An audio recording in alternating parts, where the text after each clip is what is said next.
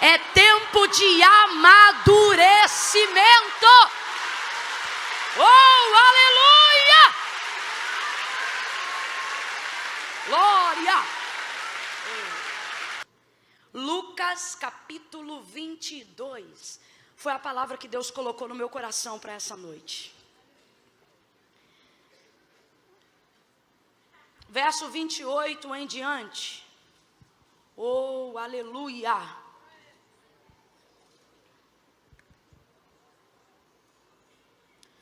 Lucas 22, do verso 28 em diante.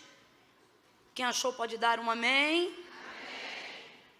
Diz assim o texto. Vós sois os que tendes permanecido comigo nas minhas tentações. E assim como meu Pai me confiou um reino, eu o confio a vós, para que comais e bebais a minha mesa no meu reino, e vos assenteis sobre os tronos para julgar as 12 tribos de Israel. Simão, Simão, Satanás vos pediu para peneirar como trigo, mas eu roguei ao Pai por ti, para que não desfaleças a tua fé. Então, quando tu te converteres, fortalece os teus irmãos. E respondeu-lhe Pedro: Senhor, eu estou pronto para ir contigo para a prisão e até a morte. E tornou Jesus a dizer: digo-te, Pedro, que não cantará hoje o galo antes que 3 vezes tu negues que me conheces. Somente até aqui você diz amém por essa palavra. Eu vou contar de 1 a 3, e quando eu disser 3, você vai liberar sobre a vida da pessoa que está ao seu lado uma palavra que determina o rumo profético daquilo que eu acredito que foi o motivo pelo qual Deus nos reuniu aqui nessa noite, depois de adorá-lo. Quando eu disser 3, você vai virar para a pessoa que está ao seu lado e vai liberar uma palavra, irmãos, que determina esse rumo para a vida dela, para a minha vida nessa noite. No 3, você vai dizer assim para ela: amadurece. Calma que eu não contei até 3 ainda. Só no 3, tá bom? Eu conto 1, segure a mão dela ou dele com firmeza. Faça essa pessoa perceber que ela sentou-se ao lado de alguém que veio aqui com propósito. Não faça disso um momento esquisito, não faça disso um momento estranho. Não segura meio requenguela. E se for para fazer aquela carinha do emoji que vai virando o olhinho porque não gosta de falar para o irmão que está do seu lado, não faça, porque a palavra de Deus diz que o que não é por fé é pecado. E aqui ninguém é obrigado a nada. A adoração verdadeira é espontânea, e o que é espontâneo é voluntário. Agora, se você entende e acredita que muitas vezes, para Deus chegar em alguém, Ele pode usar anjo, pode usar o que for, mas normalmente a prioridade de Deus é passar por nós, a fim de chegar em alguém. Se você entende que a vida de alguém pode ser abençoada num aperto de mão, se você entende que a vida de alguém pode ser alcançada por causa da intrepidez, da unção que ocupa a sua vida, segure com firmeza e faça essa pessoa perceber que você não veio fazer uma social. Faça ela perceber que calhou dela sentar ao lado de uma profetisa do eterno. Segure a mão dela aí. Segure a mão dele. Se você estiver ao lado de um homem, segure com firmeza. Eu conto 1. Tire o sorrisinho de canto de boca, porque Deus quer falar conosco muito seriamente. Eu conto 2. Deus vai passar pela boca de alguém agora, através dessa palavra. Irmãos, em nome de Jesus, julgos antigos serão despedaçados pelo poder da unção de Deus neste lugar. Todo mundo aí fora, conosco agora, 2,5. Quando eu disser 3, você vai chacoalhar e vai dizer para ele ou para ela: amadurece, amadurece. Aí para o vizinho da ponta não achar que você foi usado só para um, você repete a mesma coisa para o outro, tá bom? 3, libera a palavra, vai. É tempo de amadurecimento. Oh, aleluia! Glória! Aleluia! amadurece.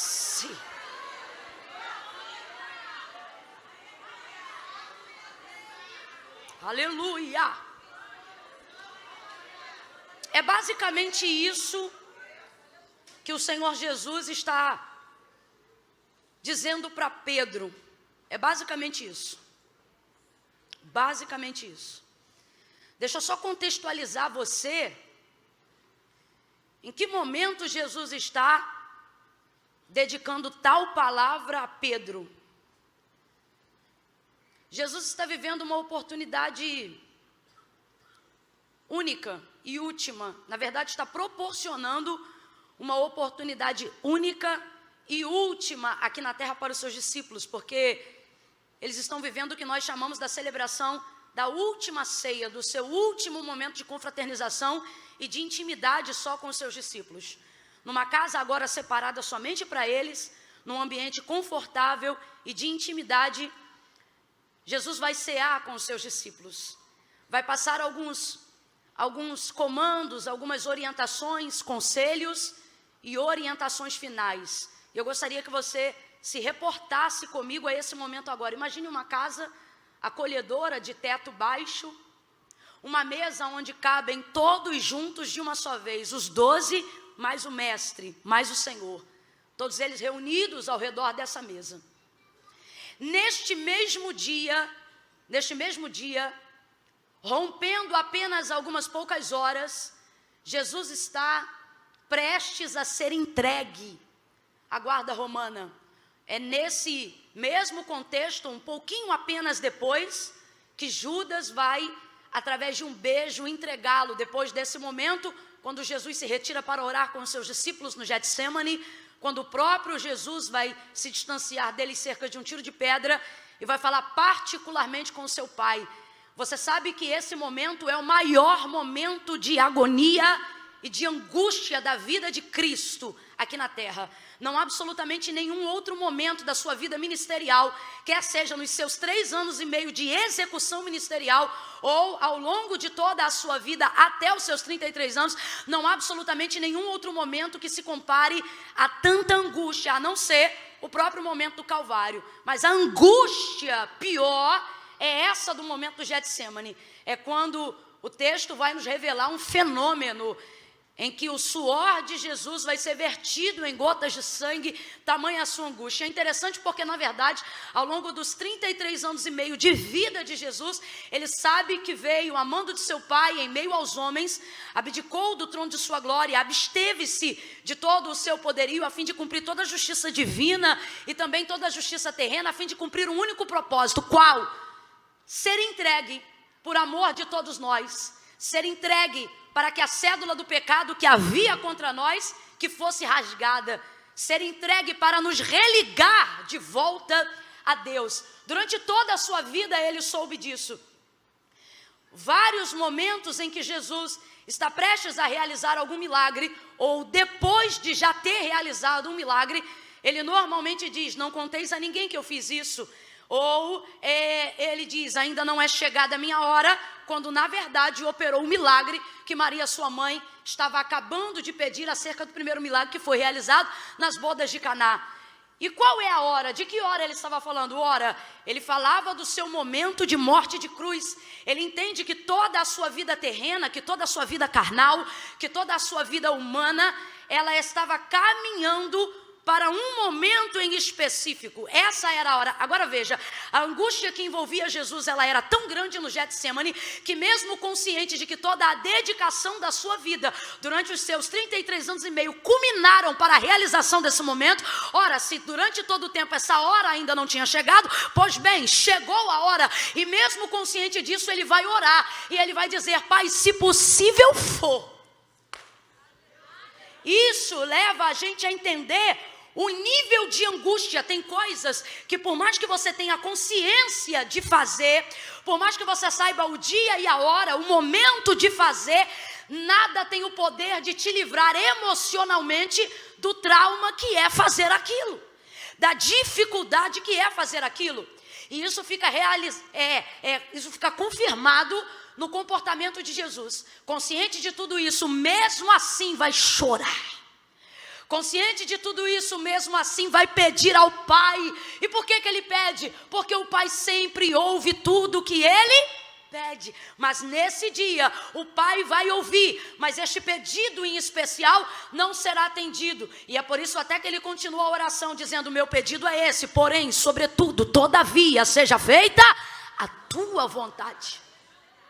Ou seja, eu sou consciente do que vim fazer aqui, mas estou pedindo, todavia, minha consciência está aqui, seja feita a tua vontade. Angustiado, seu suor vai se verter em gotas de sangue. Que momento é esse? O maior momento de dor da sua vida. Que momento é esse? É a véspera do Calvário. Momentos, horas, minutos que antecipam uma surra, que antecipam um açoite, que antecipam o cumprimento original e concreto do que o profeta Isaías havia declarado acerca dele. Oh, e o que? Ele seria moído, castigado pelas nossas transgressões. O castigo que nos traz a paz estava sobre ele, e pelas suas pisaduras nós seríamos sarados. Mas sarados a preço de sangue, a preço de angústia, a preço de dor, a preço de traição, a preço de exposição.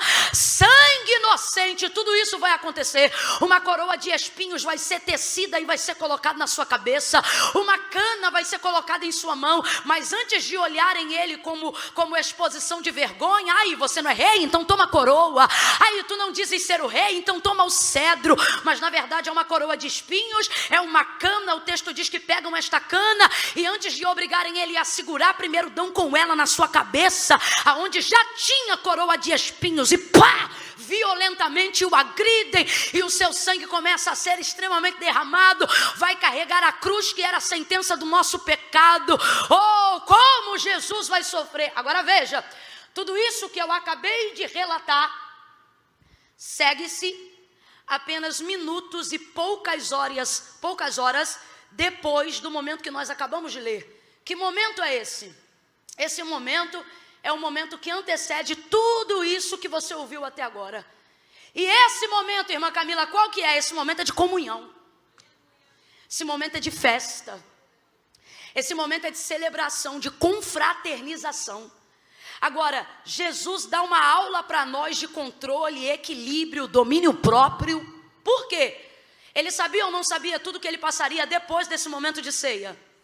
Sabia ou não sabia? Jesus porventura foi pego de surpresa? Claro que não. Se no período da celebração, enquanto ele está em comunhão com todos os seus discípulos ao redor da mesa, ele mesmo olha para Judas e diz: o que tendes a fazer, faze-o logo, faze-o depressa. Consciente de que isso já aproximava a sua hora, consciente de que sua hora era chegada, eu vou perguntar de novo: Jesus sabia tudo isso que eu relatei, que lhe iria acontecer depois do momento da celebração da ceia, sim ou não? Sim ou não, igreja? Sim ou não? Consciente de tudo isso, ele não vai permitir com que absolutamente nada do que ele está para viver depois roube dele a alegria do agora. Que capacidade fenomenal!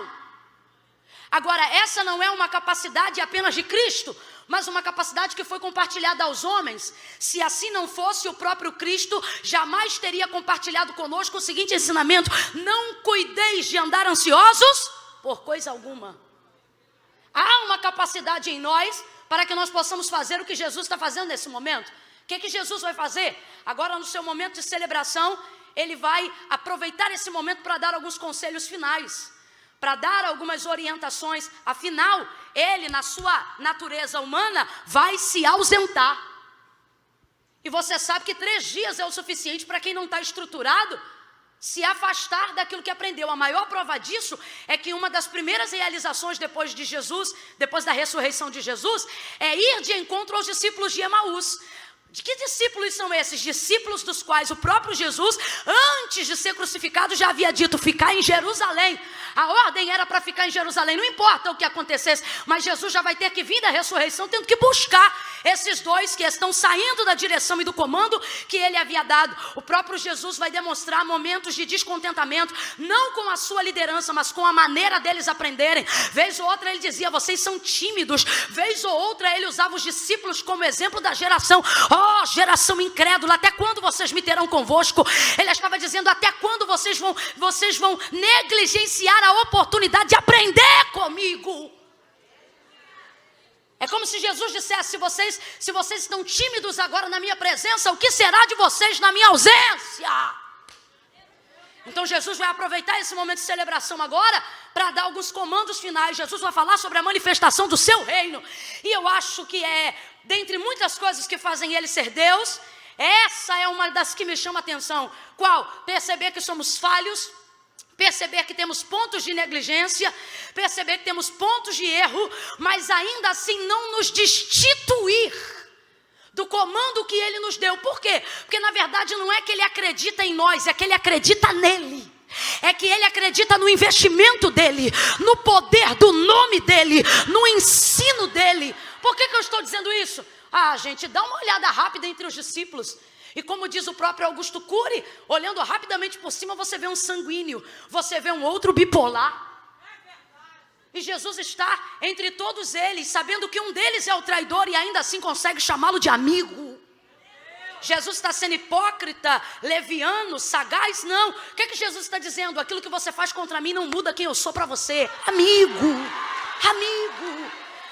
Uma das coisas que fazem de fato Deus ser Deus na sua divindade é a consciência que ele tem, se assim eu posso dizer, de que ele sabe que faz por nós coisas que ele sabe que nós não somos capazes de fazer por ele, e mesmo assim continua fazendo, continua livrando, continua guardando, continua curando, porque a sua ira dura só um momento, mas a sua misericórdia se estende de geração em geração.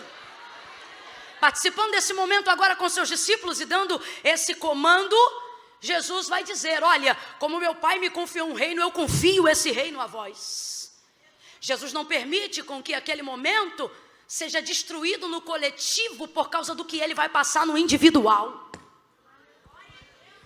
Jesus está dizendo a alguém hoje aqui: até quando você vai destruir o coletivo por causa de problemas individuais?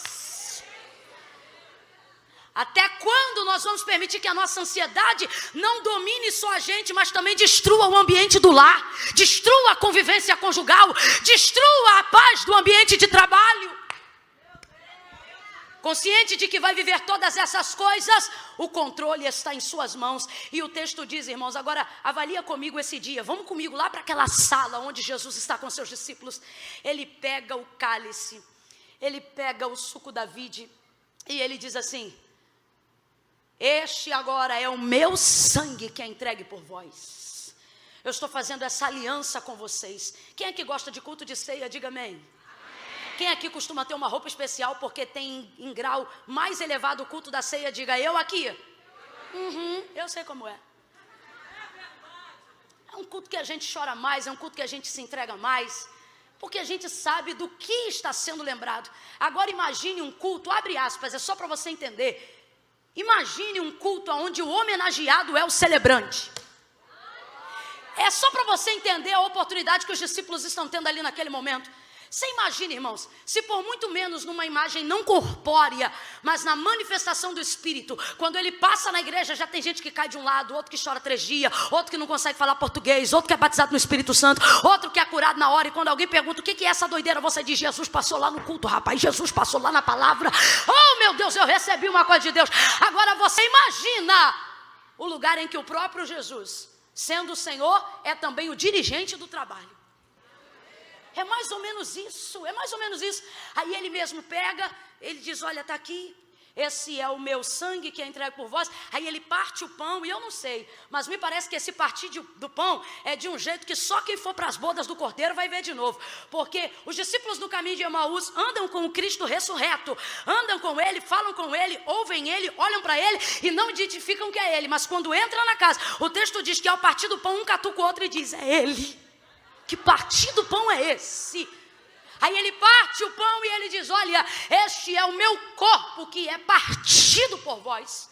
Ele diz: olha, eu vou fazer uma aliança com vocês. Enquanto todos nós não estivermos juntos para beber disso aqui, no meu reino eu não tocarei mais no suco da vide, meu irmão. Se tiver uma adega no céu, ela está guardada desde o dia que Jesus subiu, para poder dizer: eu só vou tomar de novo quando vocês se assentarem à minha mesa comigo no meu reino. Fez com eles uma aliança extraordinária. Quem está conseguindo se transportar para esse momento, diga glória a Deus. Quem está conseguindo se imaginar ao redor da mesa, imaginando o próprio Jesus servindo e conversando e sorrindo e amando e perdoando e instruindo, essa oportunidade eu vou viver ela. Eu vou viver ela assim como Ele é, nós seremos, e como Ele é, nós o veremos. As bodas se aproximam. Agora os discípulos tiveram a oportunidade de viver uma prévia disso. Aí olha, gente, que coisa extraordinária. Prestes a viver tudo isso depois, o texto diz que, tendo ceado, cantou um hino. Que será que Jesus cantou? Agora você imagina, se a pastora Marilé cantando, a gente já se arrepia. Eu fiquei chocada. Não. Aí fiz assim para ele. Quando vem alguém cheio de Deus e ministra, a gente diz, meu Deus. Você imagina Jesus terminando a ceia e puxando uma canção. E tendo dado graças, terminou ali e cantou um hino. Olha para alguém aí e diga, cante. Como assim, irmã Camila? Ora, gente, aqui. Vai ser cuspido, vai ser vituperado, vai ser exposto, vai ser moído, vai ser crucificado, vai receber canada na cabeça, vai receber coroa de espinhos, vai carregar a cruz, vai ser entregue por Judas, vai colocar a orelha de Malco no lugar, vai ser negado por Pedro. Tantas coisas acontecerão depois deste momento, mas veja, nada do que Jesus vai viver depois rouba dele a alegria de entender o que ele está vivendo agora. Irmã Camila, o que você está dizendo? Tem alguém aqui dentro dizendo, oh, que noite abençoada, como é bom ser ministrado por hinos, mas amanhã meu dia começa, amanhã eu tenho um julgamento, amanhã eu tenho uma providência na justiça, amanhã eu tenho que pagar uma dívida, amanhã eu tenho que ir na casa lotérica, amanhã eu tenho que negociar uma situação, amanhã eu tenho que assinar uma carta de divórcio, eu sei lá, tantas coisas para resolver depois, e você não consegue, você está se dividindo entre o culto e o que você vai fazer amanhã, entre o que você está vivendo aqui agora e o que você vai ver amanhã, e no final você não vive nada. Por quê? Porque o amanhã não tem o poder de mudar o seu hoje, e o seu hoje tem poder até de definir o amanhã, mas quando? Hoje? Não, só amanhã. Irmã Camila, o que você está dizendo? Estou dizendo que se eu ficar pensando no amanhã, eu não resolvo nada, mas se eu viver hoje, eu chego amanhã preparada, eu chego amanhã fortalecida, para receber o que eu tiver que receber, perder o que eu tiver que perder, assinar o que eu tiver que assinar. Quem é Jesus? Jesus é alguém que tem um controle incrível, ele não permite com que aquilo que vai viver amanhã roube dele agora. Jesus está dizendo a alguém aqui, cante nessa noite, celebre nesta noite, adore nesta noite, o que você vai fazer amanhã já está entregue na mão de Deus, então celebre a comunhão hoje, adore hoje, dê lugar a Deus hoje, fale com Ele hoje, dê o melhor glória a Deus que você puder hoje, o melhor aleluia hoje é hoje. Aí Jesus canta e vai dar instrução para eles. Olha, como meu pai me confiou um reino, eu confio esse reino a vós. Dentre essas Jesus vai dar outras instruções. Só que olha que coisa louca que vai acontecer nesse contexto. Quando Jesus termina de fazer isso e canta um hino, gente, eu já ia estar arrebatada. Termina, olha o que o texto diz. E levantou-se entre eles forte discussão. Como é que alguém discute depois de uma ceia dessa? Sabe por que está dizendo levantou-se entre eles forte discussão? A coisa ficou tão feia que houve gritos. Quando alguém tem necessidade de exaltar a voz para poder falar mais alto do que o outro. Agora tu vê, depois de beber do cálice, depois de comer do pão, o pau quebrou.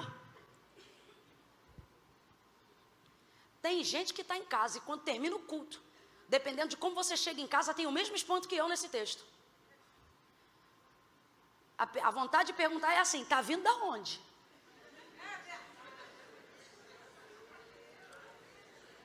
Não foi para a igreja que você falou que ia? Foi para a igreja. Não, mas já chega, aí o culto foi uma benção, mas quando você vê a louça na pia, você é miserável, vocês não lavam um copo. Eu não posso beber uma água, porque vocês só sabem beber. Encher a garrafa, ninguém enche, seu desgraçado. E lá, e o pau começa a quebrar. Depois de você quase ter sido arrebatado pelo poder da igreja, chega em casa virada no giraia. chutando tudo, reclamando, brigando com o marido, reclamando do chinelo da porta de quem não tirou as fezes do cachorro do quintal, reclamando da toalha molhada em cima da cama. Isso é só para a gente refletir. Só que o caso aqui é muito mais sério. O conteúdo da forte discussão entre eles era que eles começaram a pensar quem seria o maior entre eles. E por que essa discussão começou entre eles? Porque não é coincidência. Jesus começa a falar da sua ausência. Eu vou para o meu pai, fiquem direitinhos, faça tudo que eu mandei. Jesus está falando que vai se entregar, que logo, logo ele não estará mais entre eles. Ou seja, quando eles percebem a manifestação da ausência de Cristo, logo eles pensam quem é que vai ficar no lugar de líder. Primeira coisa, Jesus não pode ser substituído por ninguém. Segunda coisa, quando uma cadeira ficar vaga, antes de ocupá-la, primeiro chore a ausência de quem não está mais lá. De vez em estarem chorando pela ausência de Cristo, estão pensando quem é que vai ocupar o seu lugar. Pois eu lhe digo, quem não chora a ausência de quem perdeu não é digno de ocupar o lugar de quem estava antes. Começam a brigar para saber quem é o maior, para saber quem tem mais condições potenciais de estar entre eles. Aí Jesus chega para acabar com a discussão. Acabou de ser. Jesus chega para acabar com a discussão. Quando eu estive entre vós, sou eu o maior no meio de vós, sim ou não? Estou parafraseando. Sim, o Senhor é o maior. Pois então, agora, estando entre vós, eu poderia ser servido, sim ou não? Sim, o Senhor devia ser servido. Pois é, mas estando entre vós, eu não fui servido, eu vos servi. Sim ou não? Sim, acabamos de viver o episódio da toalha, do lava-pés, o ritual. Então pronto, estando entre vós, podendo ser servido, eu usei o meu tempo para vos servir. Então aprendam como meu reino funciona. Quem quiser ser o maior, aprenda a servir o menor. Quem quiser ser o maior, aprenda a trabalhar. Ao invés de vocês discutirem para ocupar um cargo, comecem a se perguntar como vocês podem ser úteis na obra de Deus. É muita gente orando, querendo ser importante. E Jesus está dizendo, eu não estou procurando quem quer ser importante. Eu estou procurando quem deseja ser útil. Quem deseja ser útil. Pega na mão de alguém, estou sentindo graça de Deus para liberar isso aqui. Segura com firmeza, aí na galeria também, gente. Pega na mão de alguém aí agora e diga, muitos querem ser importantes. Diga, Deus quer que você seja útil. Sacode ela, seja útil. Seja útil, seja útil. Misture essas palmas com glória a Deus e aleluia. Aí na quadra reage também. Aí no estacionamento reage também. Seja útil. Estou parafraseando o que Jesus, dentre tantas coisas, está querendo dizer com eles, para acabar com aquela discussão. Acabou com a discussão. Aqui. Acabou com a discussão na hora. Aí ele vira-se e diz assim, mesmo depois de tudo isso, como meu pai me confiou um reino, eu confio a vós. Isso aqui para mim é uma manifestação de misericórdia incalculável. Isso aqui para mim é o que Paulo falou, quem nos separará do amor de Deus? É incalculável, não dá para medir a largura, a profundidade. Por quê? O pau está quebrando, ele nem se ausentou, porque querem saber quem vai ser o maior. E consciente de que tipo de pessoas ele está confiando no reino do Pai, mesmo assim ele diz, eu confio a vocês. Você já viu quando nem você acredita em uma coisa a seu respeito, mas tem tanta gente acreditando que você diz, meu Deus, eu tenho que dar um jeito. Deus também trabalha um pouquinho assim. Você já, aqui, trocando para miúdos, você já viu quando você está já no limite e quer quebrar o pau? De repente passa alguém perto de você e diz assim, irmã, a irmã me inspira tanto. Já viu? Já aconteceu isso com você? Já aconteceu o dia que você decide. Você diz assim, hoje eu vou chutar o tabernáculo. Eu vou arrebentar com a tenda. Aí alguém manda um zap para você. Menina, minha vida mudou desde o dia em que você foi lá na minha casa e orou. Olha, te conhecer foi uma bênção. Aí você diz, rapaz, eu não valho nada não, mas para não decepcionar essa irmã. Já aconteceu isso com você? Comigo também já aconteceu. Tipo assim, eu tive algum problema com alguma companhia aérea. para poder chegar em algum compromisso, acontecer alguma coisa. Aí quando eu chego lá, dá tudo errado, a companhia não faz nada direito, e o funcionário não está capacitado para responder, e eu tenho muita dificuldade, não como não saber, eu tenho dificuldade com a falta de humildade em admitir que não sabe. E aí mentir, enganar e fazer qualquer coisa. E aí numa hora dessa eu perco um pouco do controle. E quando eu penso em perder, que já entrou em ebulição dentro, quando eu estou pronta que eu vou quebrar o pau do lado de fora, aí a pessoa olha para mim e diz assim: eu te conheço. E eu ainda vou tentar atropelar. Vou dizer: minha filha, você me conhece, mas uma coisa é uma coisa, outra coisa. Quando eu penso em dizer isso, a pessoa diz: eu admiro tanto você. Aí eu já vou diminuindo.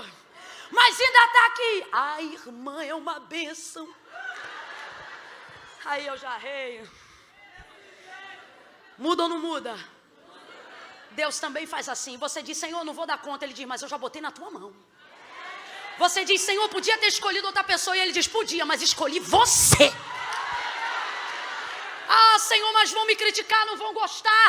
Alguém vai olhar para mim, alguém vai dizer assim: eu acho que você não merecia. E você querendo bater boca, dizer: mas nele me escolheu. Não, não é assim não. Isso aqui é a maior manifestação da graça do Reino de Deus sobre nós. Como assim, irmã Camila? É quando, por exemplo, Deus confia algo a você, quer seja uma família, um marido, um cargo, e por causa da nossa incompetência, incapacidade, desequilíbrio, o momento pessoal da nossa vida, a gente pensa: eu não vou dar conta desse ministério, eu não vou dar conta desse cargo, eu não vou dar conta da minha empresa, eu não vou dar conta nem de ser crente. Irmã Camila, eu acho que eu não vou dar conta de nada, nem da minha salvação. Aí Jesus está dizendo: não precisa dar conta não, só precisa confiar, porque meu Pai confiou. Aí quando alguém vê a nossa incapacidade, alguém diz assim: eu acho que você não merece, e a gente quer bater boca. Não tem que bater boca não, tem que concordar, tem que dizer: eu também acho que não, mas Ele me entregou mesmo assim. Eu também acho que não, mas Ele confiou mesmo assim. É graça. Deus está dizendo a você: você vai experimentar novos níveis de manifestação da graça de Deus sobre a tua vida. Sacode os 2 ou 3 aí e diga: é graça, é graça, é graça. Eu realmente não merecia um marido desse, mas é graça. Eu realmente não merecia ser escolhida, mas é graça. Tem muita gente melhor do que eu, é verdade, mas é graça.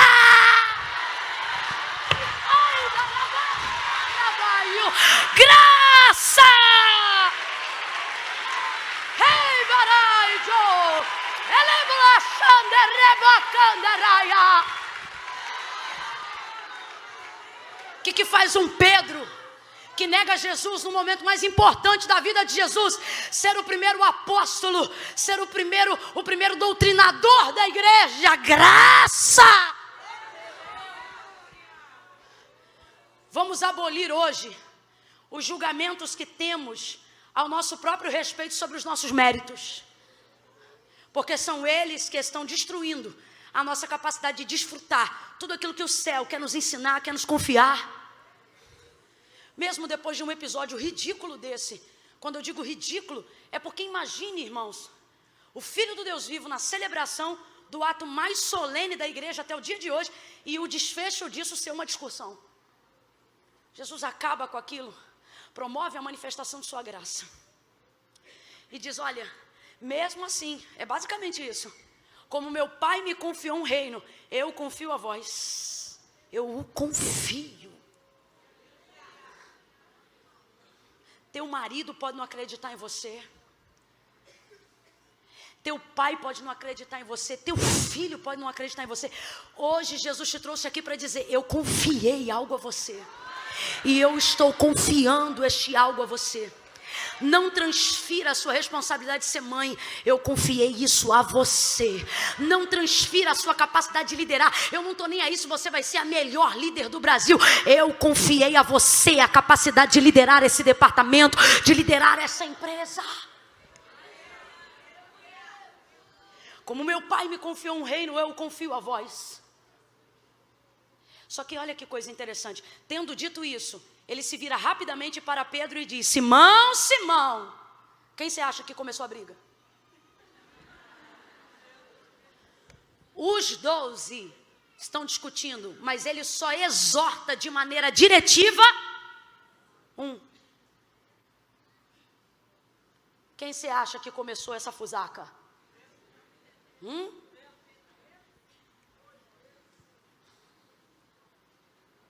Quem começa a briga? O fleumático?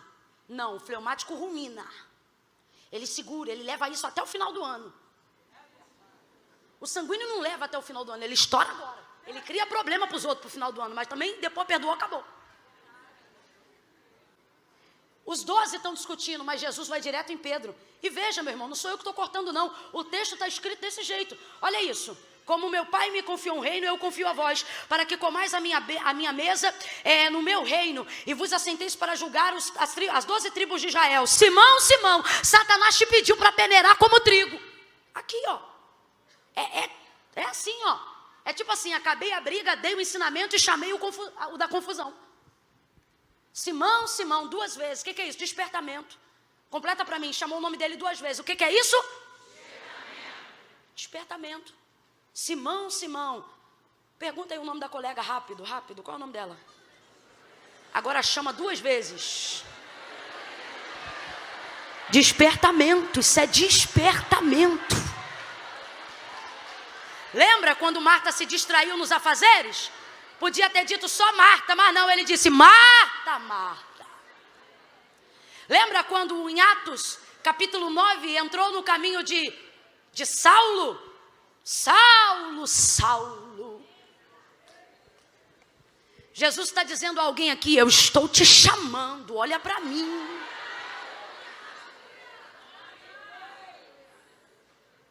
Simão, Simão. Irmão, a confusão pode estar solta. E você pensa, Jesus visita todo mundo. Não, Jesus não visita todo mundo. Jesus visita quem influencia, quem começa. Arão e Miriam, os 2 falaram de Moisés, mas só um viveu a sentença, Miriam. Você pode dizer que é por causa do peitoral de juízo, porque ele era sacerdote, Deus não luta contra Deus. Mas como mulher eu posso te dizer que eu acredito que quem levantou a questão, segundo o texto, foi Miriam. Irmã Camila, o que você está dizendo? Não é o mais importante, mas vale aqui um parênteses. Você está preocupado com o que vai na boca de todo mundo. E o Senhor está dizendo, não precisa procurar ninguém. Eu vou no foco. Eu vou aonde começou. Falou isso e disse, Simão, Simão, Satanás te pediu para se andar como trigo. Mas eu roguei ao Pai por ti, para que não desfaleças a tua fé. Então, quando tu te converteres, fortalece os seus irmãos. Pedro não aguentou. Por que não aguentou? Porque acabou de cear. E olha o que Jesus está dizendo para ele. Satanás te pediu. Até aqui tudo bem. Mas eu roguei ao Pai por ti. Melhor ainda, Jesus me conhece e me livrou, porque é meu amigo, porque é meu Senhor. Até aqui ótimo, a minha vaidade não foi afetada, o meu ego não foi atropelado. Opa, estou bem na fita. Eu roguei ao Pai por ti para que não desfaleças a tua fé. Então, e é aqui que tudo muda. Quando tu te converteres, oi? Vou falar rasgado, que é para todo mundo entender. Tomou ceia, mas tu não está convertido. Tomou parte no sangue, bebeu do cálice, comeu o pão, estou te inserindo na videira, estou te inserindo no corpo, mas a obra de conversão não está concluída, tu não é convertido. Eu tenho um amigo lá em Brasília que quando eu faço alguma coisa errada, falo alguma bobagem, alguma coisa assim para mexer, para brincar com ele, ele vira para mim na hora e diz assim, tá ceando assim? É um jeito de dizer assim, tu é crente, miserável. É mais ou menos isso. Agora tenha esperança, por quê? Porque não há exortação de Jesus sobre a vida daquele que ele ama, sem vir salpicada de misericórdia. Olha o que ele diz. Então, quando tu te converteres, ou seja, tu não está, mas vai ficar. E ele diz assim, olha, vai ficar tão bom, que quando tu te converteres, tu vai fortalecer a fé dos seus irmãos. O que Jesus está dizendo nas entrelinhas? Pedro, você é bom, mas não está pronto.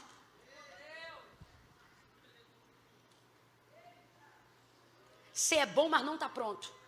Toda vez que eu falo isso, me lembro de um diácono que queria ser diácono. E ele incomodava o pastor final de ano, que era quando a gente tinha a ordenação ministerial, para então, no próximo ano, consagração ministerial. E ali separavam os jovens que seriam diáconos, os presbíteros, os pastores, como funciona dentro do sistema da Assembleia de Deus. Ocorre então que esse cidadão conta a história que ele procurava o pastor, ele dizia, chegando próximo, pastor, me consagra, eu quero ser diácono, eu estou pronto, eu faço tudo aqui dentro da igreja, eu estou na escala de obreiros, eu ajudo todo mundo, eu fico em pé, eu entro na escala de portaria, eu estou pronto, eu estou pronto, eu estou pronto. E o pastor dizendo, meu filho, você é bom, mas não está pronto. Ah, não, pastor, me consagra esse ano, eu estou pronto, meu filho, você ainda não está pronto. Mas por que eu não estou pronto? Pastor, eu estou pronto, me consagra. O pastor pegou o copo de água que estava no bebedouro e jogou em cima dele. Ele só não manifestou porque demônio não tinha, mas raiva teve de sobra. O senhor é um miserável, o senhor está maluco? Foi a reação instintiva dele. Aí o pastor disse, está vendo como é que você não está pronto? Acabou com a conversa ali na hora. Entenda, parece radical, mas faz sentido. Pedro, quando tu te converteres, tu fortalece os seus irmãos. Só que isso foi falado na frente de todo mundo. Olha o que Jesus está dizendo. Pedro, você não está pronto. Satanás te pediu para peneirar como trigo. Complete aí para mim, por favor, gente. O trigo, depois de maduro, vai para a peneira, sim ou não? Sim ou não? Alguém aqui, na farinha, na saca que tem em casa, adquire quando compra o trigo ainda dentro da espiga?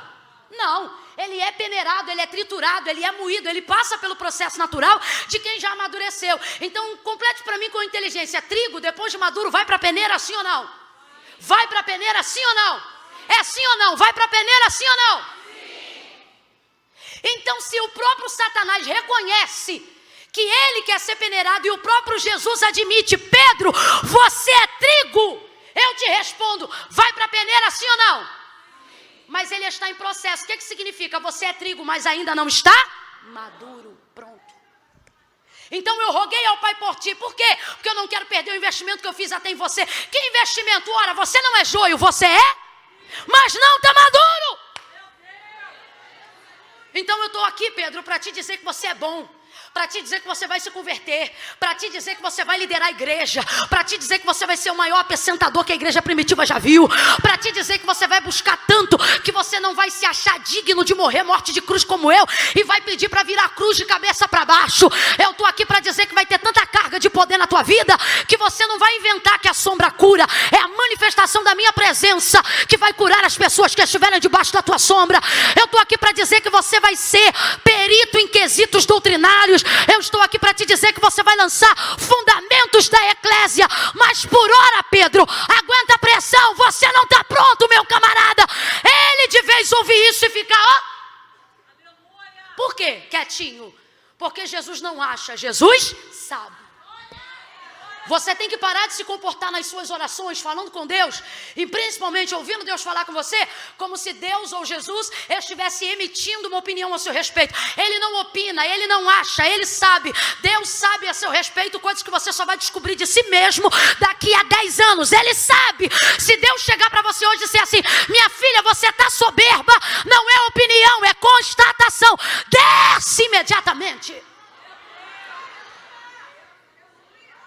Ao ouvir isso, quando tu te converteres, entendendo o contexto, qual é a dele? Fica quietinho. Tu não está pronto, mas vai ficar, mas não está. Olha como ele responde, Senhor, estou pronto.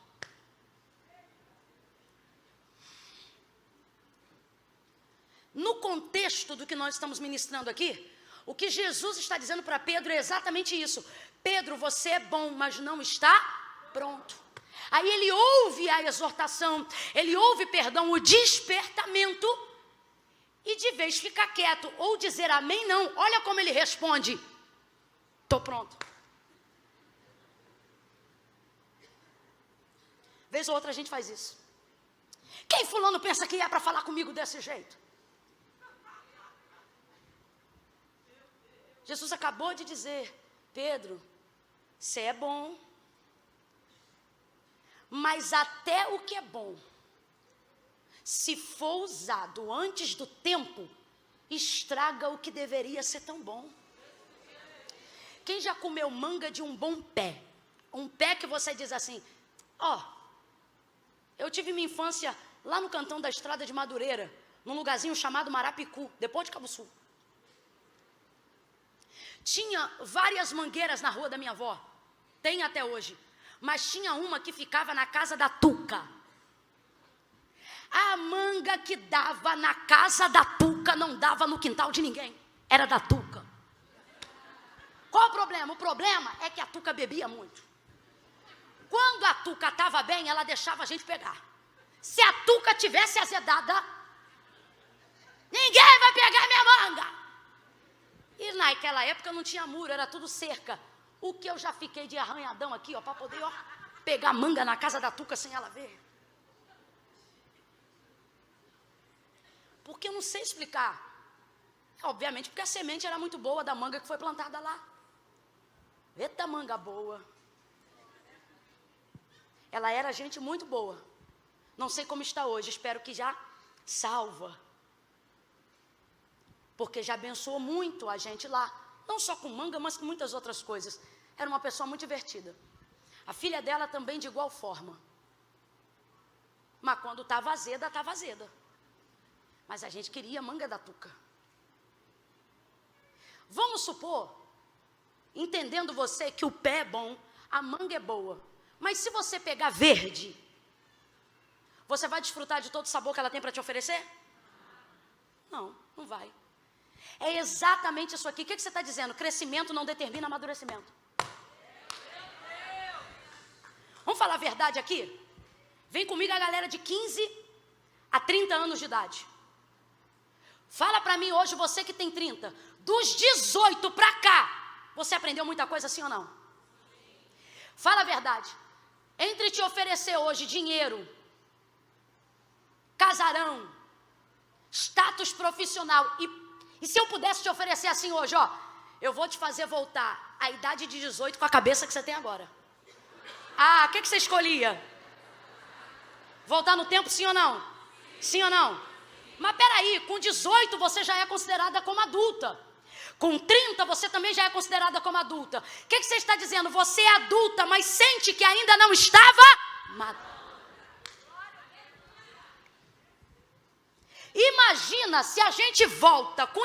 Eu não sei porquê, mas eu estou frisando 18, porque principalmente entre nós mulheres, a gente acha que quando vai fazer 18 vai ficar rica, vai casar, vai sair de casa, vai morar sozinha, vai ter carro. Com 18 está tudo pronto.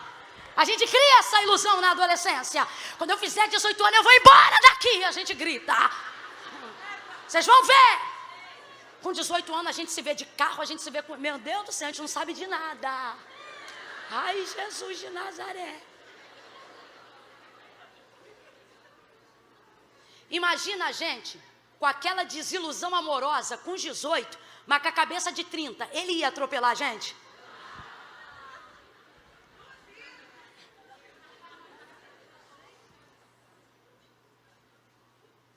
O que Jesus está dizendo? Pedro, não é porque você cresceu, não é porque você me conhece, não é porque você acabou de cear que você está maduro.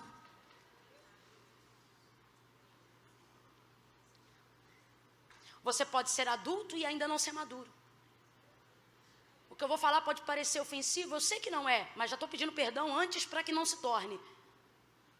Tem gente de cabecinha branca, que a gente olha e se pergunta, será que ao longo de toda uma vida não deu para amadurecer?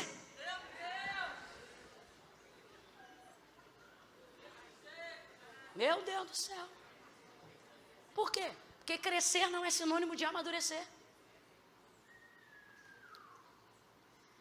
Jesus está usando o exemplo do trigo para poder dizer, Pedro, você pode ser trigo, você pode ser bom, mas você não está maduro.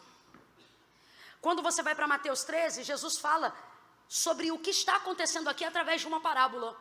Aí ele diz assim, porque no reino dos céus será semelhante ao Senhor que deu a semente para os seus servos. Escute isso com atenção redobrada, por favor, que daqui eu já vou finalizando.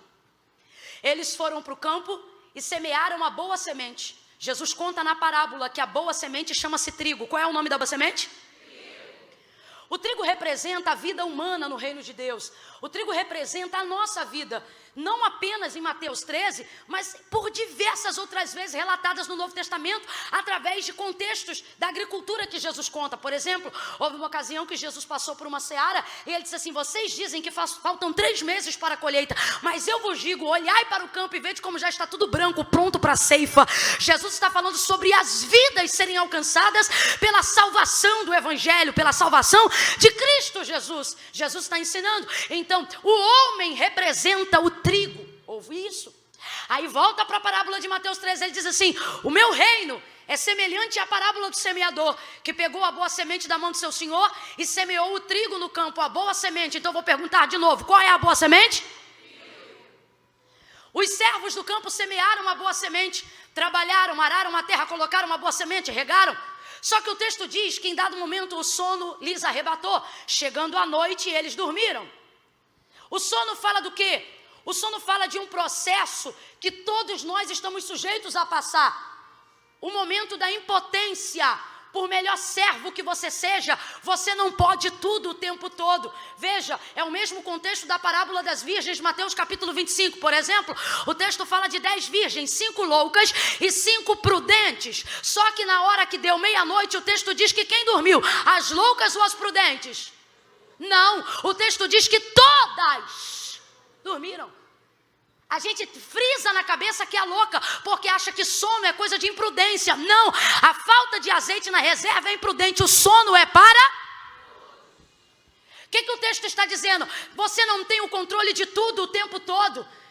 Você pode educar seu filho na casa de Deus e em algum momento isso sair da sua mão e você dizer: Senhor, como é que é isso? E carregar essa culpa. E Deus está dizendo: você não tem o controle de tudo o tempo todo. Você não tem o controle dele o tempo todo na escola. Você não tem o controle dele o tempo todo. O sono fala sobre não ter o controle de tudo. O que é mais arrebatador? O sono ou a fome? O sono. A fome parece mais agressiva, mas não causa tanto estrago quanto o sono. Você sabia que em 90% de índice de acidentes que não foram causados por alcoolismo foram causados pelo fator? Você sabia que a maioria das pessoas que vivem um acidente por causa de sono normalmente estão a menos de 1 quilômetro de sua casa? Aí por que o estudo aponta isso? Porque as pessoas vão dirigindo e vão pensando: já estou perto, eu vou chegar. Daqui a pouco eu chego, e daqui a pouco não chega, nem hoje, nem amanhã, nem depois. No sertão, quando a criança tem muita fome e a mãe já não tem nada para dar de comer, nem um biscoito de barro, como se funciona no Haiti, normalmente a mãe tenta dizer assim: filho, dorme que passa. E às vezes passa mesmo para sempre, porque entra em estado de hipotermia na hora do sono e dorme para não acordar nunca mais. É uma morte indolor, porém muito triste, chama-se morte por fome. Então a fome é agressiva, mas você sabe quem é devastador? Sono. Ele é incontrolável, chega uma hora que ele te arrebata. Isso fala sobre a nossa incapacidade diante de algumas coisas, como a parábola das virgens. Não foram só as loucas que dormiram, as prudentes também. Não está tudo no seu controle. Escute isso. Aí o texto diz que depois deles terem semeado toda a semente de trigo, eles dormiram, todos dormiram. São servos, estão no campo do Senhor, porém o sono chegou e eles dormiram. Aí o texto diz que durante a noite, enquanto eles dormiam, veio o inimigo. E o inimigo lançou sobre a terra arada, pronta para receber a semente de trigo. Porém, ele lançou sobre toda a terra a semente do joio. O joio é a semente do inimigo. Completa para mim, por favor. O joio é a semente do... aquela que vem durante a noite, aquela que se aproveita da fraqueza, aquela que usa a terra que foi preparada para o Senhor para ganhar a sua semeadura. Vai ouvindo aí. Quando os servos acordam de manhã e percebem que o joio está crescendo junto com a boa semente, que é o trigo, eles ficam desesperados e conta Jesus na parábola. Eles saem correndo até a porta da casa de seu senhor, bate na porta e dizem: Senhor, qual foi a semente que tu nos deste para semear? Ele diz: olha, eu dei a boa semente para vocês. Qual é a boa semente? Mas agora ocorre que o joio, erva daninha entre as sementes de cereais, está crescendo no meio do trigo. O Senhor quer que nós vamos lá agora e arranquemos essa semente? E ele diz: não, essa semente quem semeou foi o inimigo.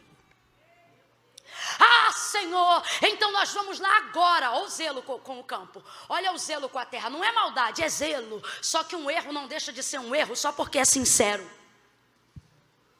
Senhor, nós vamos lá agora e vamos arrancar esse joio. E a palavra do Senhor diz em ponto de exclamação em Mateus 13: e disse-lhes o Senhor: não! Tem um ponto de exclamação, grita comigo, diga não! Não! Diga de novo, não! O Senhor diz: não toque no trigo, deixa crescer junto. Sabe o que a gente tem que aprender? Primeira coisa, trigo não é influenciado pelo crescimento de joio. Primeira coisa que a gente tem que aprender, parar de superestimar o joio, como se por estar crescendo junto ele vai poder sufocar o trigo. Não. A terra que cresce o trigo também cresce o joio. Agora veja, o joio só cresce, porém o trigo frutifica. O trigo produz. E é isso que distingue ele do joio. Tem muita gente que não me toque. Aí é joio. Aí tem que desmascarar. Aí é joio. Aí alguém tem que falar. Aí alguém tem que fazer. E o Senhor está dizendo, não faz nada. Deixa o joio crescer junto. Por quê? Crescimento de joio nunca diminuiu a produtividade de trigo. Crescimento de joio nunca sufocou a capacidade do trigo. A gente tem que ter isso em mente. O Senhor diz não. Completa aí para mim de novo. O Senhor diz não. Ele diz, sabe por que não? Porque ocorrerá que na tentativa de vocês arrancarem o joio, junto com eles vocês vão levar também o... E qual que é o problema? Vocês não vão saber distinguir agora, antes da ceifa, o que é joio e o que é trigo. E por que não vão distinguir? Porque ocorre que o joio, que o trigo, é igualzinho ao joio na fase de crescimento. Quando eu falo de trigo, você lembra da espiga, já cheia de gominho, né? Quem já viu um galinho de trigo aí? Nem aquele de decoração da ceia nunca viu? Quem já viu um galinho de trigo aí? Mas no processo de crescimento, ele não tem aquela espiga robusta. Então, se você coloca um galho de joio e um galho de trigo um do lado do outro, você vai ver que eles são extremamente parecidos, extremamente semelhantes. O que a gente está dizendo? O trigo deixa de ser trigo só porque está em fase de crescimento? Porém, se você tentar arrancar o joio quando o trigo está em fase de crescimento, junto com o joio você leva o trigo. Por quê? Porque apesar do trigo ser trigo, ele é exatamente igual ao joio quando está em fase de... Agora nós precisamos definir alguns pontos. O joio é a semente do inimigo. O trigo é a semente do Senhor da terra. Os servos dizem, nós não podemos deixar o joio crescer com o trigo. Vamos arrancar. O Senhor diz, não façam isso. Por quê? Porque nós vamos ter prejuízo. Que prejuízo? Já pensou se vocês para arrancarem um joio levarem com ele um trigo? Ah, Senhor, agora isso aqui é coisa minha.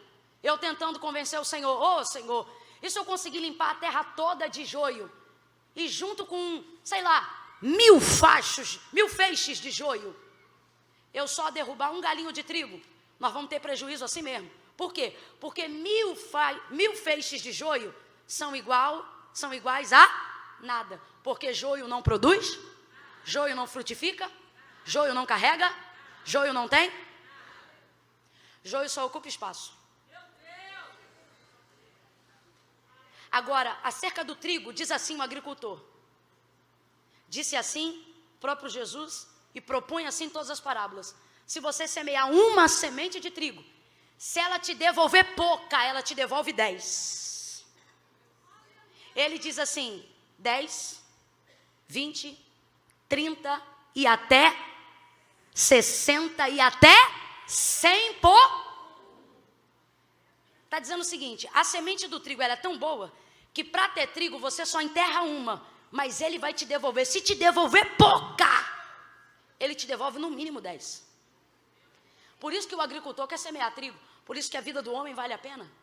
Agora, não importa o quanto o joio cresça, ele não produz, ele não gera espiga, ele não tem conteúdo. Você nunca parou para pensar por que o trigo é plantado de manhã na parábola, o joio é plantado à noite, mas o texto diz que os dois crescem? Como é que pode se o trigo foi plantado primeiro? Ora, é porque crescer vazio é mais rápido. Como é que ele alcança o status do trigo tão rápido? Porque ele está crescendo vazio. Agora, o dia da ceifa vai determinar quem produz. Escute isso aí. Aí o Senhor diz não. Quando o Senhor diz não, a gente como servo tem a impressão de que Deus está querendo preservar o joio. Mas não é que Ele está preservando o joio. Ele está tolerando o joio porque a sua prioridade é o trigo. Você precisa entender que quando um trigo estiver em questão, vale a pena tolerar um joio. Você tem que entender que que se para perder quem não presta, para perder a semente do mal, se para perder quem não vale nada, a gente tiver que colocar em cash alguém que Deus está investindo, a gente tem que tolerar. Mas sabe o que está acontecendo? Nós estamos vivendo uma geração onde todo mundo é líder, onde todo mundo quer resolver tudo, onde todo mundo sabe tudo. Porque se você não falar, eu falo. Porque alguém tem que falar. E quem disse que é você?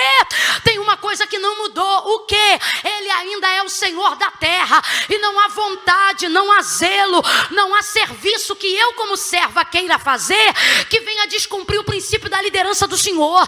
Irmã Camila, o que você está dizendo? Estou dizendo que quando Deus diz não, é não. Estou dizendo que quando Deus diz não, a gente tolera. Estou dizendo que quando Deus diz não, a gente aguenta. Mas eu vou ficar ouvindo isso? Vai ouvir isso. Mas eu não vou falar nada? Não vai falar nada. Jesus está dizendo, deixa crescer. Deixa crescer. Aí ele diz, por ocasião então do dia da ceifa, nós vamos cortar os 2. Só que aí o joio vai estar definido como joio. Por quê? A gente quer arrancar joio em fase de crescimento e com isso tende a destruir trigo no caminho. Quando na verdade, para o joio aparecer como joio, você não precisa denunciá-lo. O tempo mostra quem ele é. Segunda coisa que você precisa aprender como serva de Jesus Cristo. Qual? Se eu sou serva de Jesus, se eu trabalho no reino de Deus, se eu sirvo a Deus, eu trabalho para Deus. Amém? Amém? Então o meu compromisso é com a boa semente. Qual é a boa semente? Quem planta o trigo é o servo. Quem deu a semente para o servo? O Senhor. Quem deu a semente para o servo? Então meu trabalho para o? Quem paga meu salário é o meu tempo é do? Desde quando então agora o inimigo planta e eu vou colher o que ele plantou? Eu não trabalho para ele, eu trabalho para o Senhor. Irmã Camila, o que você está dizendo? Tem gente aí que o tempo que deveria estar usando para a obra de Deus está deixando de ser usado para fazer colheita de Satanás. Só que Deus te trouxe aqui para te dizer: quem te sustenta sou eu, quem te paga sou eu, quem te promove sou eu. Irmã Camila, você não está protegendo muito trigo, não? Pensei nisso. E aí Deus falou comigo, não, diga para minha igreja que eu não quero elas preocupadas com o joio, eu quero elas ocupadas com o trigo. Não, eu vou falar bem rasgadão, porque quem já ouviu vai ouvir de novo, e quem não ouviu vai ouvir agora. Você está aqui pensando, por que fulano não veio no encontro? Aí o encontro mal acaba, você vai pro celular, deixa eu ver onde ela estava, deixa eu ver o que está fazendo, deixa eu ver com quem estava. Tu sabe se fulana beijou ciclano, se ciclano é marido de Beltrana? Você está sabendo disso? Está sabendo daquilo? Você ficou sabendo do motim e a rebelião? Aí eu estou criando um dossiê, porque fulana falou isso e fulana falou aquilo, ela disse que não é. Vai ter pega para capar. E o nosso tempo sendo dedicado na madrugada para saber quem entrou aonde fulano falou com o quê, e se tirou foto, eu printei, manda para mim, manda inbox, porque eu vou mostrar isso, eu vou fazer aquilo. E o Senhor está dizendo, tá aí, usando o tempo de vida que eu te dei, o salário que eu te dou, o fôlego que eu te dou, para cuidar da vida do joio. Sabe o que você podia estar fazendo? Usando esse tempo para visitar órfão, viúva, usando esse tempo para levar assistência social. O que é isso, irmã Camila? Pega na mão de alguém aí com força, vai. Pega na mão, diga isso, aí é com você. Olha para ela e diz assim, Deus, tá fraco, eu quero ouvir lá fora também. Diga, Deus não quer você preocupada com a vida do joio. Diga, Deus quer você ocupada com o trigo. Vai visitar o trigo, vai orar pelo trigo, vai ajudar o trigo, porque quem dá fruto no reino de Deus é o trigo.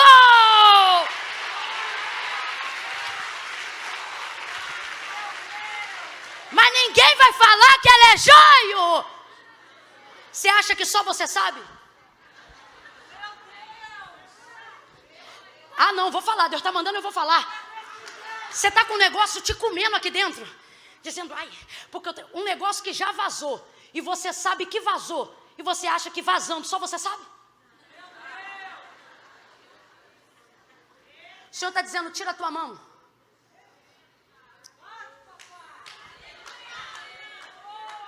Tira a tua mão. Isso não é problema. Mas Camila, eu sou profeta. Ótimo. Ótimo. O primeiro mando de um profeta é saber que ele só reproduz o que Deus manda. Ou você acha que ser profeta de Deus te deu autonomia para sair por aí falando o que você quer, o que você viu? Deixa eu falar um negócio para você que é de revelação. Você sabia que nem tudo que Deus te mostra é para você contar? Tem coisa que Ele te mostra só para poder demonstrar intimidade, oração, intercessão, confiança.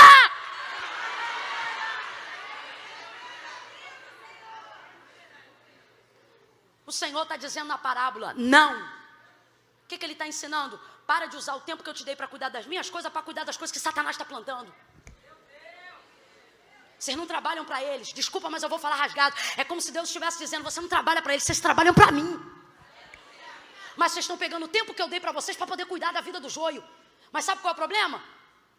O joio não dá nada hoje, não dá nada amanhã e continuará a não dando nada depois, porque ele é joio. Agora, o trigo que hoje dá trabalho, amanhã dará resultado.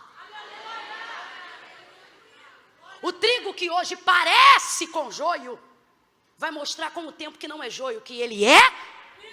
Isso. Volta para Lucas 22 e eu fecho aqui. Que vocês falam demais. Meu Deus do céu. Pastora pediu tanto, 9:30, vocês não calam a boca. Ó. Volta para Lucas 22. O Senhor está dizendo, Satanás te pediu para se andar como joio? Te pediu para se andar como? Satanás sabe quem é trigo. Eu sei que não é Satanás que está dizendo, eu vejo ele como trigo. É Jesus que está usando o exemplo do trigo. Mas o que Jesus está dizendo? Pedro, você não é joio, você é? Agora volta para aqui, para a aplicação, para você que está me ouvindo. Ei, galera da quadra, pessoal do estacionamento, vocês que estão aí na porta da igreja lá atrás. Eita, povo crente. Se é trigo, vai passar pela peneira. Mas por que Jesus está orando para o Pai? Dizendo, Pai, não passa ele agora não. Veja, o problema não é se vai passar, o problema é quando vai passar. Por quê? Pai, qualquer discípulo meu vai estar pronto para passar. Agora, o quando determina se vai estar pronto ou não. Então, o que ele está dizendo? Senhor, eu não vim te pedir para livrar ele da peneira amanhã. Eu não vim te pedir para nunca provar um discípulo meu. Eu vim aqui pedir só para o Senhor não permitir com que ele vá agora. Por quê? Porque senão vai destruir meu investimento. Agora, se liga na aulinha de agricultura para a gente fechar. Cresce joio, cresce trigo. Cresce junto. Eu estou aqui pregando, falando de joio. E você vai tomar uma taca, como diz o maranhense agora. Por quê? Porque enquanto eu estou pregando, você fica fazendo a sua listinha de quem é joio. Aí, ó, Deus está falando, ó. Joio. A fulana, joio. Aquilo é joio. Joio, joio. Sei, te conheço. Você faz uma lista de quem você julga ser joio. Porém, escute isso aí. Isso é um equívoco muito grande. Por quê? Não há em nós condições antes dos frutos de determinarmos quem é o joio. Por isso o Senhor está dizendo, não toca. Por quê? Porque o trigo, quando está crescendo junto com o joio, é exatamente igual. Só que o que Jesus está falando com Deus agora, estou parafraseando para você entender. Pai, ele parece joio, mas ele é...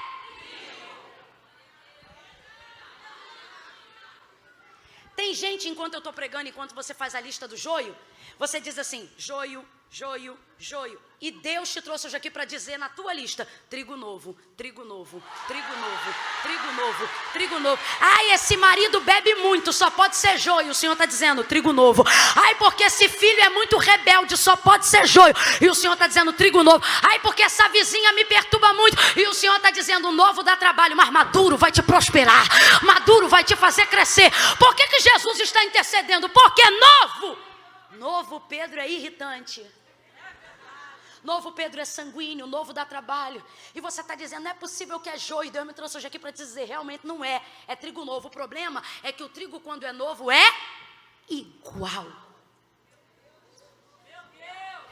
Então, por que a gente tem vontade de arrancar enquanto cresce? Porque a gente não tem paciência para ver esse traste amadurecer. Só que Jesus está intercedendo. Mãe Camila, quem sou eu? intercessor. Você é intercessora na sua casa. Você é intercessora no seu local de trabalho. Deus te trouxe hoje aqui, meu irmão. Você que está aí fora. Você que está aí na quadra ouvindo essa palavra. Você que está aí no estacionamento agora. Deus te manteve sentado, sentada ou de pé onde você está. Aí até agora para poder limpar a tua visão. E fazer você entender que não é porque é novo que não prestará. O Senhor está dizendo, não seja um arrancador. Seja um intercessor. Seja alguém que vai interceder pedindo pelo tempo. Seja alguém que vai interceder rogando por amadurecimento. Ouça isso. São iguais no período do crescimento. O trigo novo é assim. Parece joio, mas é trigo. Eu sei que quando você olha aquele boletim vermelho desse menino, português vermelho, matemática vermelho, educação artística vermelho. Aí para acabar, educação física, 0. Aí você lembra das promessas. Deus, tu falou que ia ser um doutor, tu falou que ia ser uma mulher de Deus. Você diz, não é possível o Senhor dizer, esse boletim é do trigo novo. Continua botando ele na explicadora, continua falando com ele, continua orando, unge a cabeça dele. Ai mãe, para que tanto óleo? Chapa a mão nele. Porque novo dá trabalho. Novo a gente tem vontade de matar. Novo o inimigo diz assim, vou carregar. A gente diz que é para viagem. Novo a gente perde a noção. Novo a gente é tentado, a gente é pressionado. Só que Deus trouxe alguém hoje aqui para dizer, gente, olha Pedro novo. Jesus acabou de falar para ele, você não está pronto. Olha o que ele responde para Jesus. Estou pronto. Aí Jesus diz assim, fica quietinho. Quando os romanos vêm, ele pega a espada do outro e corta a orelha do soldado. Olha Jesus, pegando a orelha do homem dizendo, fica aí, garoto. Jesus pegando a orelha do homem no chão e dizendo, eu não falei para ficar quieto, menino. Aí bota na orelha de novo no soldado Malco. Aí agora sai ele fugido, cheio de coragem. Queria cortar a orelha do soldado, Pedro está perdido. Agora está na fogueira que se aproxima lá da porteira lá que João abriu para ele entrar. Aí um que é primo de Malco, olha que loucura. Olha para ele e diz assim, eu não te vi no monte com ele. Aí ele diz, eu? Nunca te vi lá. Você imagina se o primo do camarada descobre que o que cortou a orelha dele estava lá na fogueira. Aí ele nega. Aí o texto diz que quando ele nega, o galo canta. Tem gente que acha que o galo canta 3 vezes e ele nega. Não, o galo é mais obediente, o galo só canta uma. Quem nega 3 é Pedro. Não conheço, não sei quem é, nunca estive lá. Aí olha a cena mais triste da vida de Pedro. Quando o galo canta, Jesus atravessa o pátio. O texto diz que a cabeça de Jesus olha Pedro por cima dos ombros. Sabe o que é isso? Quando ele negou, o olhar de Jesus bateu de frente com o olhar de... E o texto diz que saindo dali ele foi chorar. Só quem já chorou amargamente sabe que lágrima é essa. Foi chorar amargamente. Jesus morre, ressuscita ao 3º dia.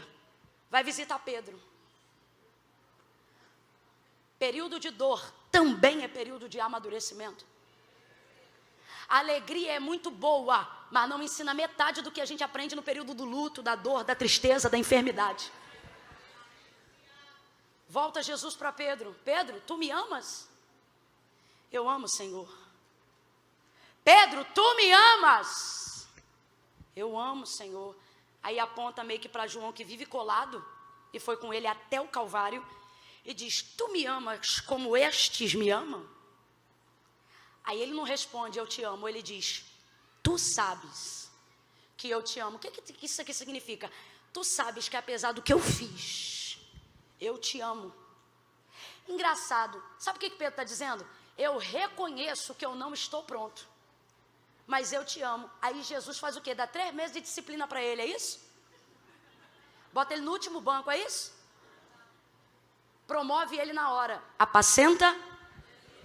Quando você entender que depende de mim, você está pronto. Quando você entender que depende de mim, mesmo não estando totalmente pronto, já estará capaz de começar a desenvolver a obra que eu tenho na sua vida. Novo, deu muito trabalho. Novo, cortou a orelha de Malco. Novo, falou que estava pronto quando ainda não estava. Novo, negou a Jesus. Novo, discutiu depois da celebração de uma ceia. Novo, brigou com João depois de estar diante de Jesus. Novo, dava mais trabalho do que sucesso. Agora tem uma coisa, depois que Jesus foi assunto aos céus e ele disse: apacenta as minhas ovelhas, meu irmão. Depois que chorou o amargo, aprendeu a dar valor ao doce. Depois que entendeu o que era infidelidade, foi o mais fiel dentre todos.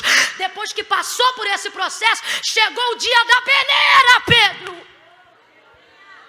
Aí você diz: irmã Camila, você está dizendo que na minha maturidade eu serei provada? Sim, por quê? Porque a prova não vem para expor o pior de você, mas para expor o melhor que você aprendeu durante o processo. Por que aqui Jesus roga para ele não cair na peneira? Mas qual é o destino de Pedro? Você sabe, ele morreu numa cruz de cabeça para baixo. E não foi a guarda que pediu para virar de cabeça para baixo, foi ele que diz: posso fazer uso do meu último pedido? Pode. O que você quer? Quer ser livre? Não, não quero ser livre não. Faz só um favor, coloca os cravos na minha mão, me arrebenta na cruz sim, mas vira de cabeça para baixo, porque eu não sou digno de morrer a mesma morte de cruz do meu Senhor. Pedro queria ser um mártir? Não. Pedro só queria ser fiel àquilo que ele sentia acerca de quem era Jesus Cristo na sua vida. Uma pessoa que não tem medo da morte chegou ao auge da maturidade. Quem aqui já foi visitar alguém no Instituto do Câncer? Alguém aqui que foi visitar alguém às vésperas da morte? É estarrecedor. A gente sai perturbado de casa, orando, dizendo: Deus, me dá uma palavra, Senhor, me diz o que eu falo, o que fala. Aí quando você chega na sala, a pessoa já te recebe com um sorriso de orelha a orelha. Aí você já pensa: ficou insano, deve ter variado. Não. Aí a gente diz: eu vou orar por você. Olha, só ora para preparar, porque eu já vi o portão aberto e eu quero ir. Aí você diz: meu Deus, não é possível.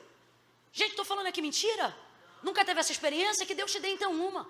Já vi pai chamar todos os 8 filhos antes de morrer e dizer: chama fulano, e botar a mão na cabeça e dizer: te abençoa assim, chama Beltrano, pá. Chegou no 8º, abençoou todo mundo. Ele disse: agora eu vou, e morreu.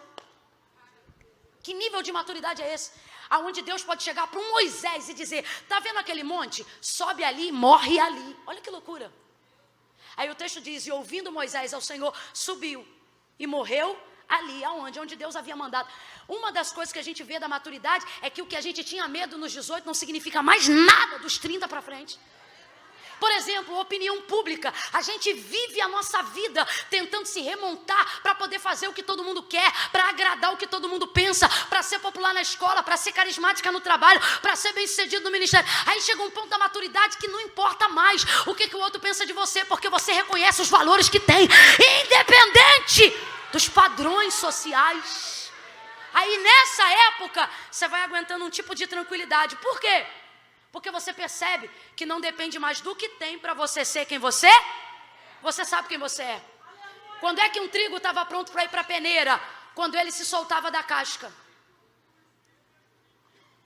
Por que Jesus roga dizendo: Pai, livra ele dessa tentação agora, dessa prova agora? Porque quando o trigo é novo, a semente cresce colada na casca. A casca pega os nutrientes da terra e passam para a semente. Agricultor cria trigo, produz trigo porque ele quer casca ou porque ele quer semente. Não é o que carrega do lado de fora, é o que se cultivou do lado de... No céu entra carne e sangue? Então começa a aprender que esse corpo é casca.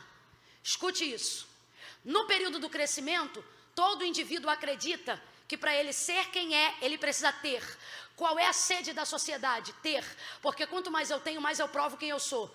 E então você aprende que a sua identidade não pode ser baseada no que você tem. Por quê? Porque se você tem hoje, você é. E se você perde, você deixa de...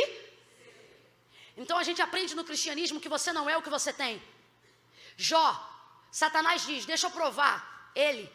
Deixa eu tirar o que ele tem para tu ver quem ele é. O que Satanás está dizendo? Ele só é quem ele é por causa do que ele... Aí Deus vai lá e diz: vai lá e tira o que ele tem para tu ver quem ele é. Tirou tudo. E ele continuou sendo quem era, um adorador. Aí, Jó capítulo 45. E o Senhor restituiu a Jó tudo que dantes ele possuía em dobro. O que é isso? É Deus dizendo: ele não é porque ele tem. Ele tem. Escute isso que eu preciso fechar.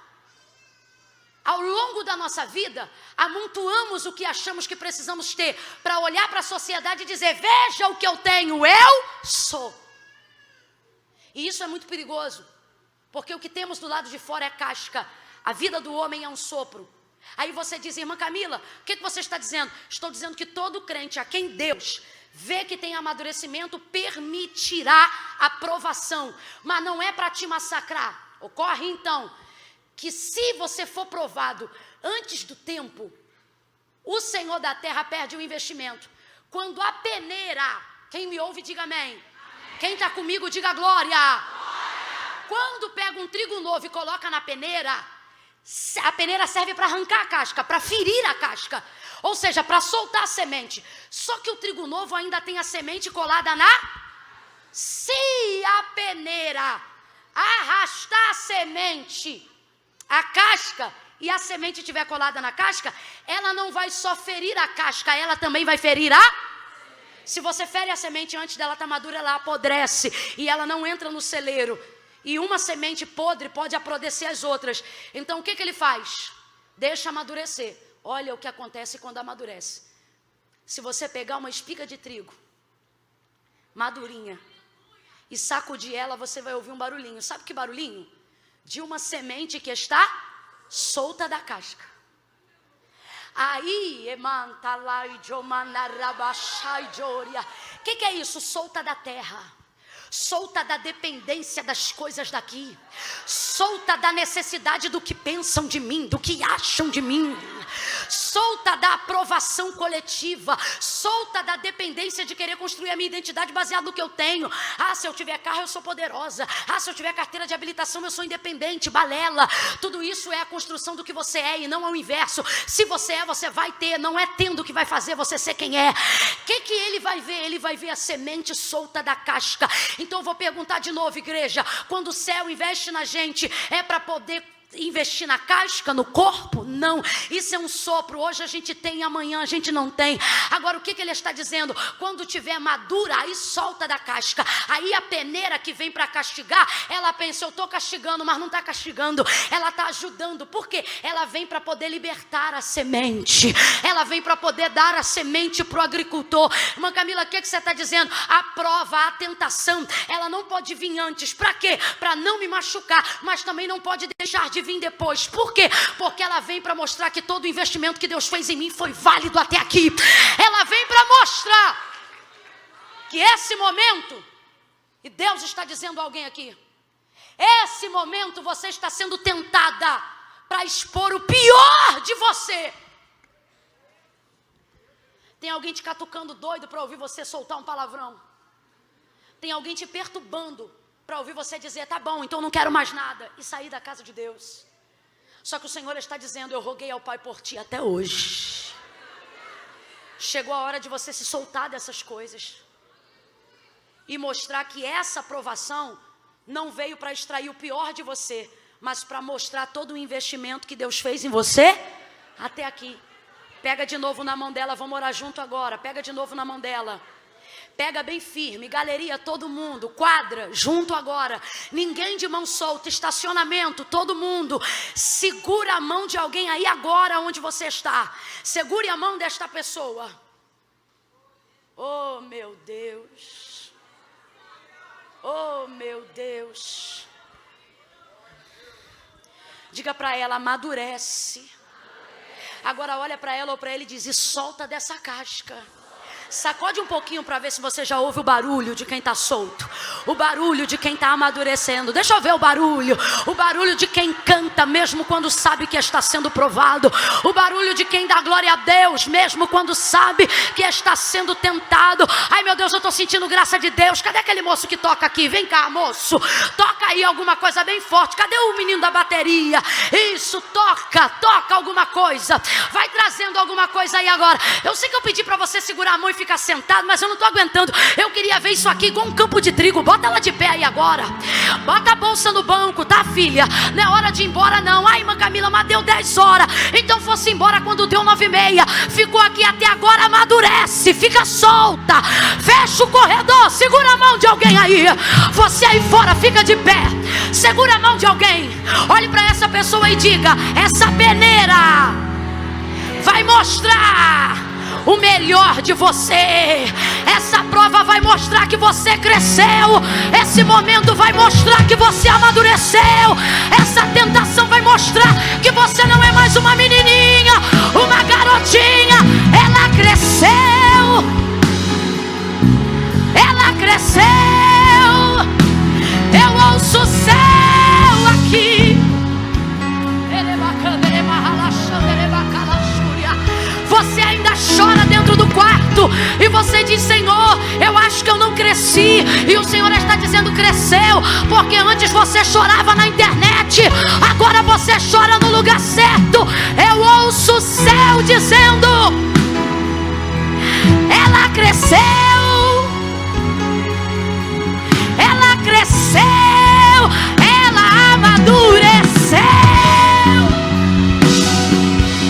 Solta da casca, sacode alguém aí e diz: solta da casca, solta da casca, solta da casca, solta da casca. Não importa o que dizem, o que pensam, você precisa saber se você está dando retorno no investimento que o céu tem feito em você. Solta a mão dela não. Alguém olha, alguém que está mais perto da porta, olha para mim lá fora e me traz notícia. Se está todo mundo de mão dada lá fora, me traz notícia. Quem está vendo aí fora? Tá todo mundo? Tá? Amém, amém. Aí na quadra, todo mundo de mão dada agora. Acerca das pessoas que não estão aqui, e você diz: irmã Camila, é joio. Deus diz que você não tem autoridade para determinar quem é trigo e quem é joio, mas que Ele te deu toda a autoridade para investir, para interceder, para fazer crescer. Há outros que estão aqui na condição de Pedro, dizendo: irmã Camila, eu acho que não vai dar para mim. O Senhor está dizendo: eu confiei algo a você, e eu não vou permitir uma tentação maior do que você possa suportar. Porém, estou preparando um momento. Veja, eu não vou dizer uma provação. Eu não vim aqui profetizar prova. Eu vim profetizar um momento que vai determinar o período do seu romper. Aquilo que veio para castigar vai acabar por extrair o melhor de você.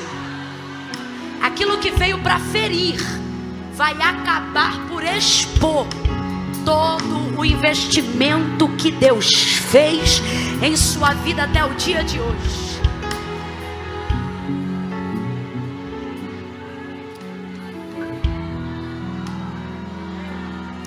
Gente, eu estou aqui diante de Deus, e é como se eu ouvisse uma voz de um coral dizendo assim, desse jeito como eu estou reproduzindo: ela cresceu,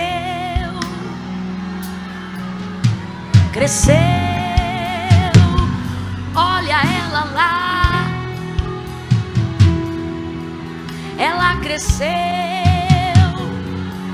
Aí eu ouço um coral de segundas vozes dizendo assim: e amadureceu.